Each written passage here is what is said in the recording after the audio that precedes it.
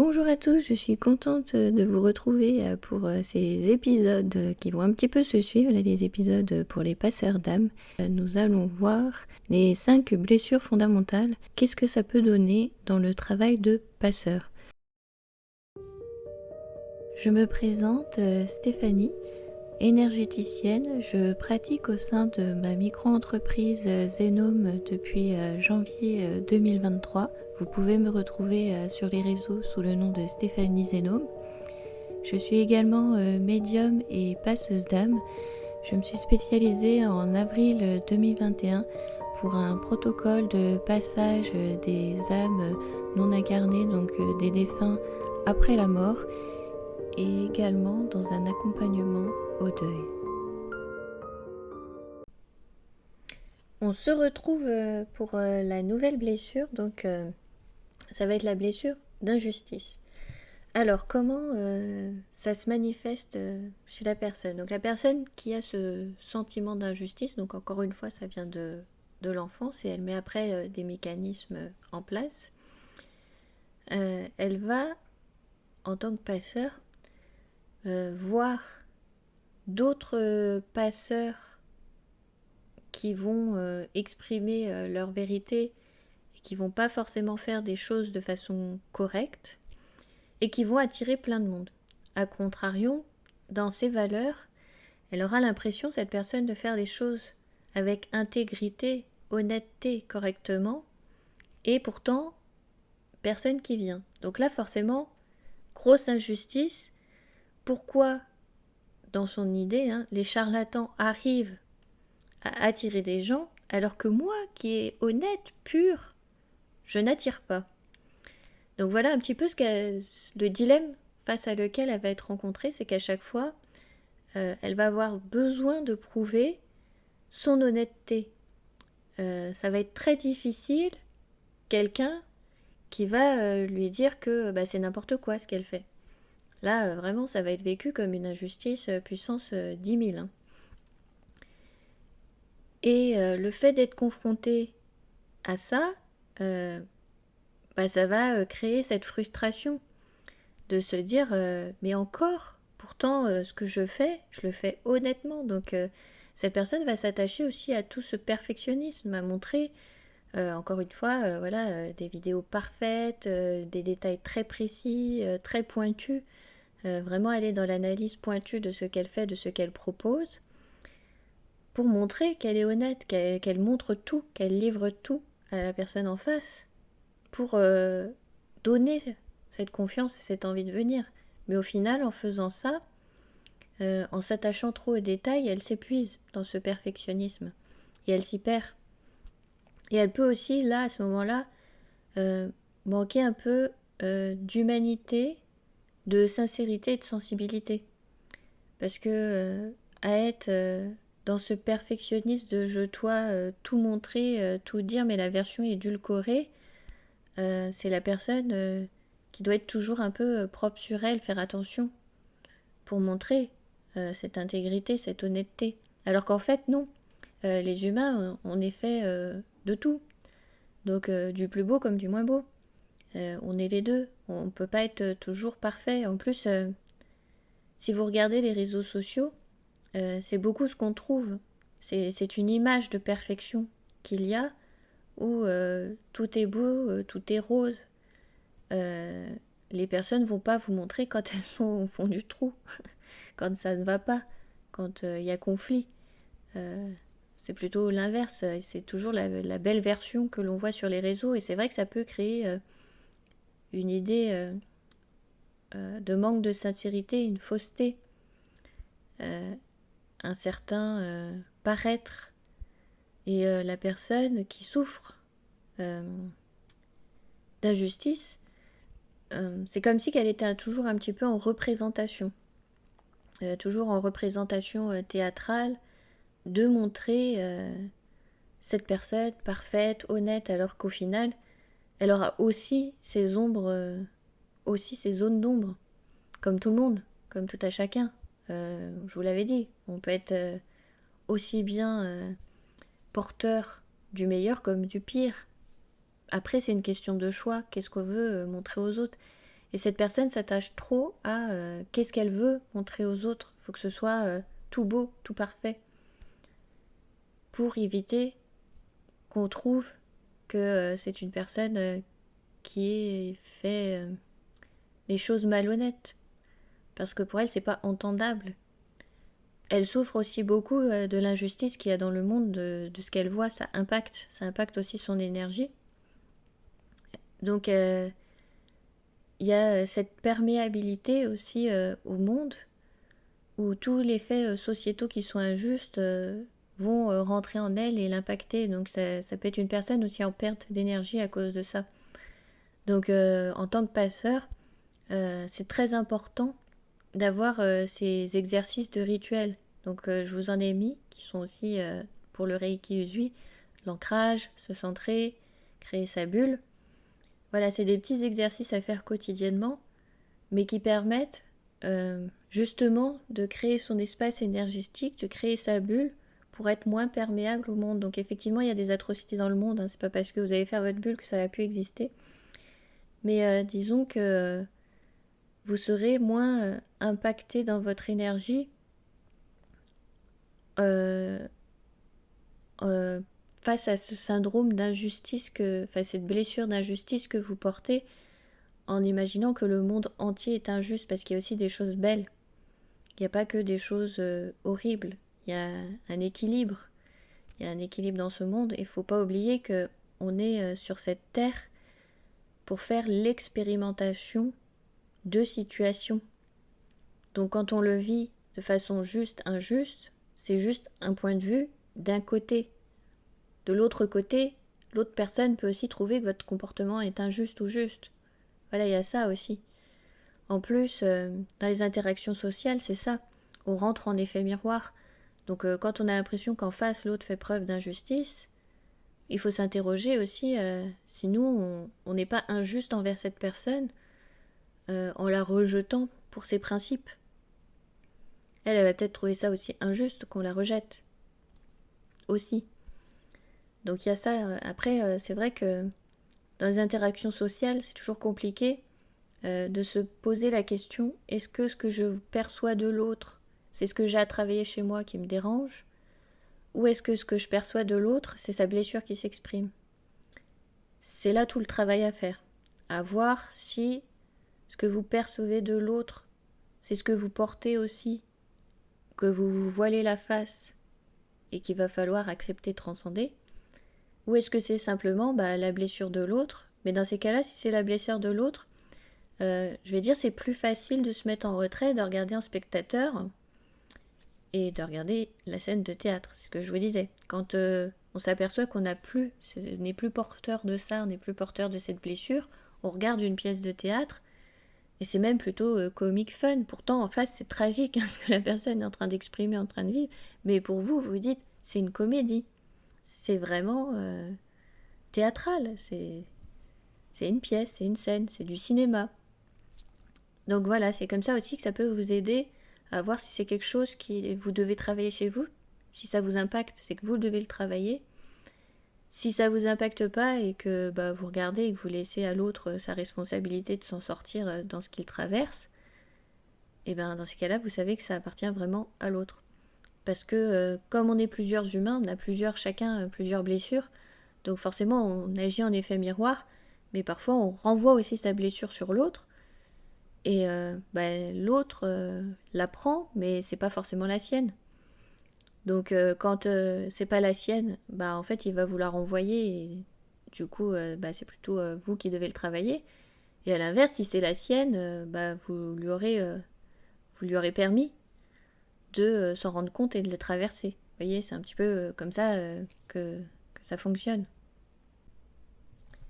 Alors la personne, dans cette quête perpétuelle de justice, d'estime qu'elle ne reçoit pas assez ce qu'elle mérite ou qu'il y a trop d'injustice dans le monde, elle a besoin de cette équité dans le monde, elle va souvent se placer dans le rôle de victime. Alors, ça ne sera pas de sa faute par exemple, donc si on repart sur les entités non incarnées dans son travail de passeur, ça va pas être de sa faute si elle est polluée, parasitée. Elle va pas se remettre en question en se disant bah oui, je travaille pas sur moi, j'ai pas fait mon ancrage, j'ai pas fait ceci, j'ai pas fait cela, je nettoie pas régulièrement, je reprends pas mon pouvoir et tout. Elle va se dire bah non, mais c'est la faute des autres.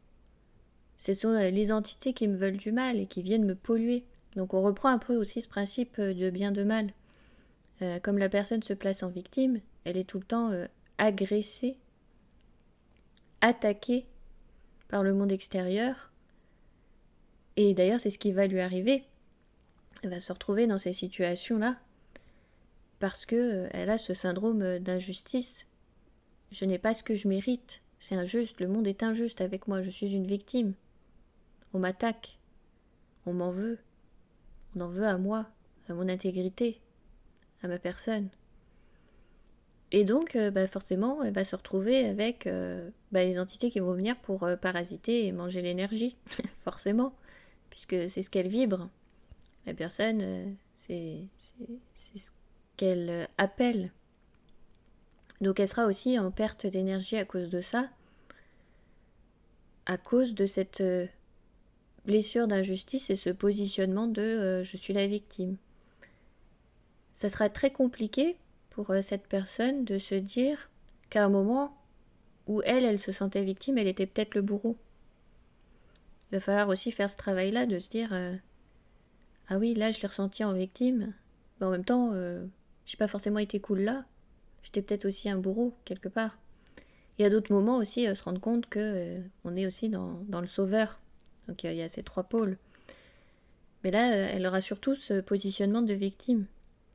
Donc il va falloir sortir de je suis une victime, et là encore, reprendre son pouvoir.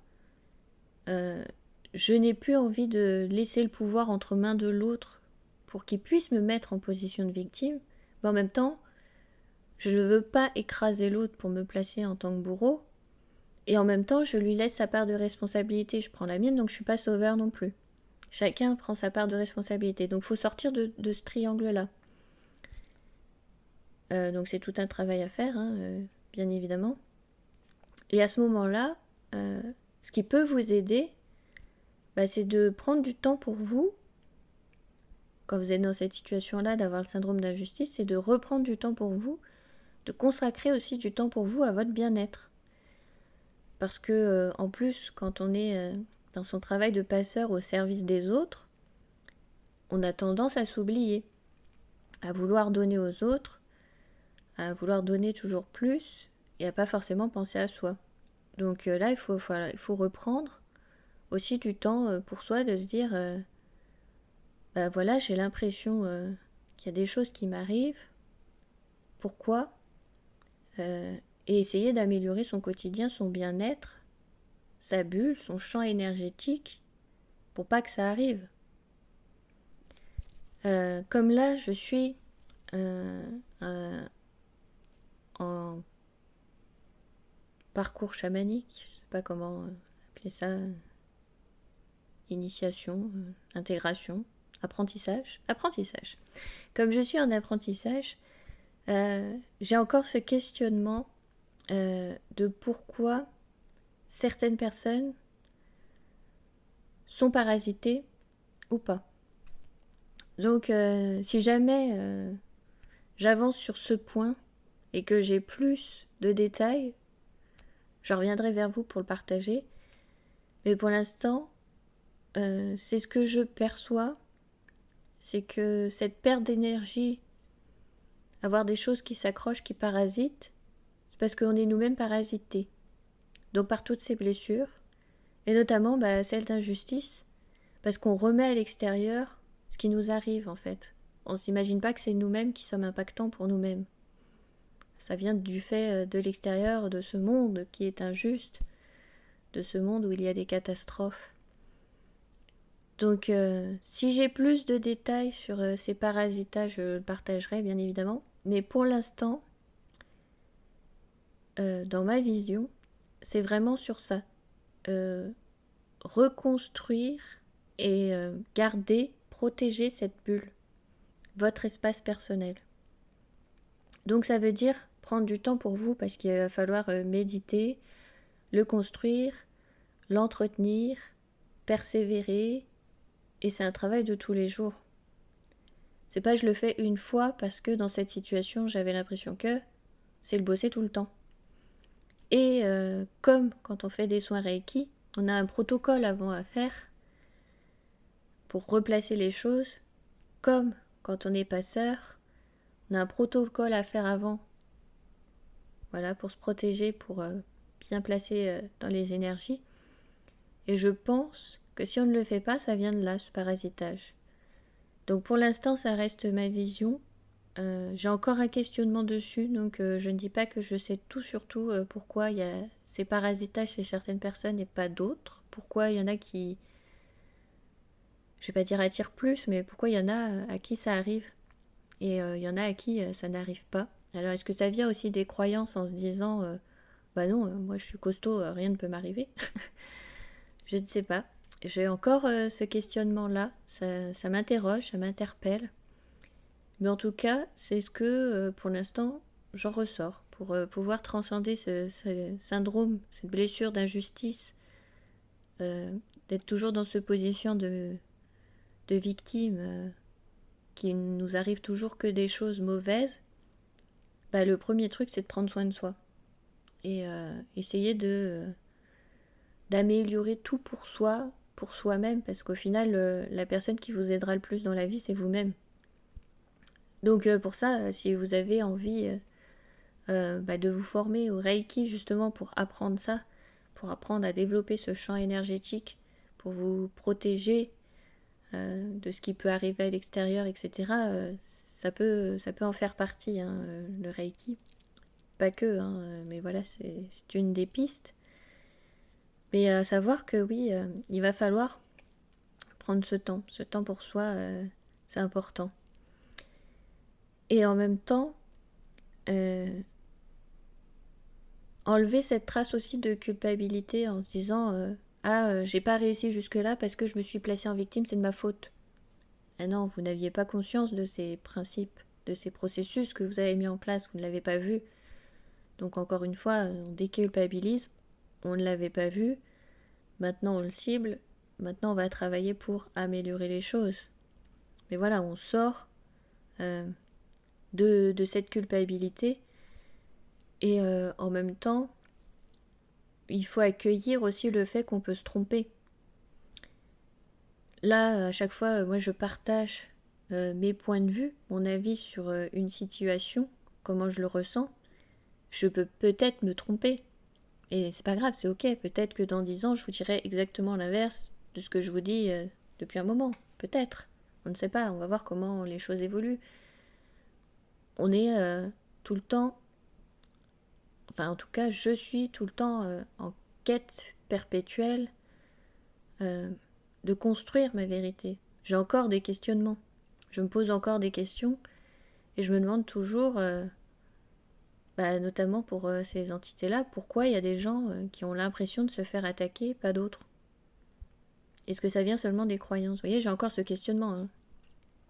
Je m'interroge. Donc, si jamais j'ai la réponse, ou une réponse à faire un jour, je reviens vers vous, vous le dire, vous le partager. Mais c'est vrai que, voilà, il faut laisser la porte ouverte à d'autres choses qui peuvent arriver, d'autres questionnements. Et encore une fois, dans ce syndrome, de cette blessure d'injustice, on retrouvera encore une personne qui va se fatiguer aussi à être parfaite pour montrer qu'elle est honnête. Donc il va y avoir de la fatigue, perte d'énergie. Déjà se sentir agressé, attaqué par le monde extérieur, il y a une perte d'énergie parce qu'on donne son pouvoir à l'extérieur. Donc là encore, retravailler sur son pouvoir personnel, ça peut être aussi une bonne chose pour transcender ce sentiment d'injustice. Parce que quand on reprend son pouvoir personnel, on prend aussi sa part de responsabilité dans ses schémas, dans les processus qu'on met en place, dans les filtres qu'on montre aux autres. Donc ça peut être aussi une astuce, travailler sur son pouvoir personnel. Donc je vous avais partagé avec l'idée du bâton de pouvoir qui peut être symbolisé dans la matière pour essayer de transcender ça. Et là encore, il faudra un petit peu lâcher du lest, ne pas être parfait en tout, même face à votre vulnérabilité et à vos imperfections. C'est là où vous serez encore plus honnête envers les autres. C'est pas en montrant une image parfaite, en montrant une version édulcorée de ce que vous êtes, que vous ne subirez plus l'injustice. Au contraire, le fait de montrer aussi ses failles, sa vulnérabilité, sa sensibilité, c'est là où vous serez honnête avec l'autre parce que il vous reconnaîtra dans votre entièreté. Par exemple, dans les cercles de parole, je suis très sensible. Ça m'arrive d'être submergée par l'émotion quand je partage quelque chose et de pleurer. Notamment, vous l'avez vu avec un épisode de podcast, donc c'est le numéro 9 sur ma chaîne Soins énergétiques, où je parle de mon accompagnement, de l'accompagnement de mon chien en fin de vie. Je pleure, clairement, je suis en larmes quasiment tout l'épisode. Et voilà, montrer aussi cette part de sensibilité, c'est aussi être honnête avec l'autre. On n'est pas forcément super-héros, imperméable à tout ce qui nous arrive. On peut avoir aussi des coups de mou, et c'est ok. Donc quand on souffre d'injustice, on n'a pas envie de montrer tout ça. Et c'est en montrant tout ça que vous serez le plus honnête. C'est bien de montrer tout son savoir, toutes ses techniques, tout ce qu'on sait, ses connaissances. Mais ça reste le côté matériel des choses. C'est pas le côté humain. Donc ceux qui ont ce syndrome d'injustice sont très techniques et moins humains aussi. Ils ont ce côté-là aussi. Donc il va falloir essayer de ne plus avoir peur de se tromper et de se montrer comme on est, avec aussi nos failles, nos faiblesses, notre vulnérabilité, notre sensibilité, tout ça. Tout ça, ça en fait partie. Et donc le point le plus important à retenir pour ceux qui souffrent de cette blessure d'injustice, de ce monde entier qui peut être vu comme un agresseur, c'est déjà de prendre soin de vous. Ce n'est pas être égoïste parce que en prenant soin de vous, vous allez vibrer une autre énergie, vous allez donner une autre impulsion dans le collectif, et ce qui fait que les gens à l'extérieur vont se dire ah mais elle fait ça pour prendre soin d'elle, elle prend soin d'elle pour donner aux autres. Ah, moi aussi je peux alors prendre soin de moi pour donner aux autres. En fait c'est ok de prendre soin de soi, c'est pas forcément être égoïste, c'est pas forcément être refermé sur soi. C'est au contraire une ouverture pour les autres. C'est quelque part un petit peu être inspirant, donner l'exemple. Donc voilà, c'est un peu le message que j'aurais pour ceux qui souffrent d'injustice. Forcément, il y aura toujours de l'injustice dans le monde, on le ressentira toujours, même pour un fait très petit. J'en avais parlé aussi d'un fait où pour moi je l'avais vécu comme une injustice. Je m'étais dit mais j'avais tout bien fait et pourtant la personne en face elle fait n'importe quoi, elle dénigre les gens et on lui donne crédit et ça m'énervait. Donc vous voyez, je suis aussi porteuse de blessures d'injustice, mais ce qui est bien c'est que on s'en rend compte, on voit un peu après les mécanismes qu'on met en place et après on peut se dire je lâche prise sur la situation, je lâche sur ça. Et voilà, c'est ok, je l'ai traversé.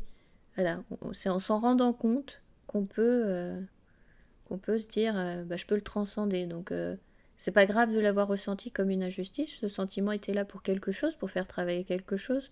Donc, on n'a pas à culpabiliser sur ce sentiment qu'on a eu, même sur un fait anodin qui va nous paraître complètement farfelu, bizarre, même pour quelqu'un d'extérieur. Il peut pas comprendre, en fait. À chaque fois que vous êtes dans une blessure, il faut se dire que la personne en face, si elle ne l'a pas, si elle ne vit pas la chose comme vous, c'est normal. Et faut déculpabiliser de sentir ce sentiment-là en se disant bah ouais, mais pour l'autre c'était rien, ça devrait être rien pour moi. Non, si c'est venu vous chercher, c'est qu'il y avait quelque chose à travailler. Donc c'est là où c'est intéressant de se dire bah ouais, je vais regarder alors, je vais le travailler, voir ce que ça donne. Donc c'est un petit peu, faut le prendre toujours un petit peu comme une chance. Ce sera un peu le message que oui, je transmettrai aujourd'hui, c'est de le prendre un peu comme une chance pour rebondir, se rendre compte des mécanismes que l'on a, des processus pour améliorer, et pas dans le sens s'améliorer pour mentir au monde en disant on est parfait, mais pour s'améliorer pour soi, pour qu'on se retrouve plus dans cette situation-là, ou au moins qu'on le vive mieux, qu'on le traverse mieux, avec plus de sérénité, plus de calme, plus de joie, plus d'amour. Après, forcément, on reste des humains, donc s'il y a encore cette trace de j'en veux à la personne parce que j'ai vécu cette injustice et que elle, je sais qu'elle a tort, bah c'est ok, accueillez-le aussi, hein, vous voyez, on reste quand même des humains, voilà, donc on ne sera pas parfait en tout. On peut être porteur, vous voyez, de plusieurs petites blessures et au final se dire que bah, c'est ok, c'est ce qui nous rend humains au final. Si on n'avait pas ces blessures-là, bah, généralement, c'est là où vous allez vous rendre compte que vous êtes tellement, enfin vous avez tellement été blessé, tellement détaché de cette part d'humanité, tellement blessé. C'est ça qui conduit en fait aux personnalités toxiques, aux pervers narcissiques, c'est ceux qui se coupent de toute cette partie humaine parce que la souffrance a été telle que ils ont mis ces barrières-là. Alors après, on peut se poser la question, est-ce que c'est réversible ou pas? Là, je laisse le questionnement ouvert. Là, je laisse aux professionnels de la psychologie, de la psychanalyse humaine répondre à cette question. Est-ce que les personnes qui sont dans cette telle souffrance, qui ont mis autant de barrières, peuvent transcender ça elles aussi pour retrouver cette part d'humanité? Après tout, elles ont ce rôle-là aussi à jouer dans leur incarnation, d'incarner cette personnalité toxique pour faire travailler aussi les autres. Elle a choisi ce rôle et c'est peut-être pas forcément justement le plus facile. Si on regarde un peu plus loin, les personnes comme ça qui viennent nous piquer, c'est peut-être celles qui ont pris à cœur ce rôle-là qui au final nous aiment le plus. Parce qu'en gros, elles se sacrifient pour qu'on leur en veuille, qu'on les déteste, tout ce que vous voulez, pour nous faire évoluer, pour nous faire avancer. Donc c'est aussi un beau cadeau, vous voyez, on peut voir aussi les choses comme ça. Donc c'est apporter un autre regard, s'éloigner, prendre de la distance sur le sujet pour voir un petit peu quels étaient les enjeux à travailler, ce que ça a travaillé et ce que ça nous apporte. Donc voilà une petite parenthèse. Donc le message le plus important donc, pour ceux qui souffrent d'injustice, c'est surtout de prendre soin de soi, de son énergie, de sa bulle, pour justement, de façon juste, pouvoir donner aux autres. Parce qu'au final, si vous faites tout pour les autres et que vous donnez tout, là vous serez dans l'injustice. C'est pas juste de tout donner à l'autre. Après pour l'autre il n'a plus rien à faire, il n'a plus rien à travailler, c'est trop facile. Et en fait vous ne lui faites pas confiance, au final il n'est pas capable. Tout dépend de vous. Donc il y a ça aussi à remettre en perspective. Donc je vous remercie encore une fois pour votre écoute et on va continuer encore avec d'autres blessures parce que, oui, il y en a encore. À bientôt. Je vous remercie pour votre écoute et je vous dis à bientôt. Passez une excellente journée, après-midi ou une très belle soirée.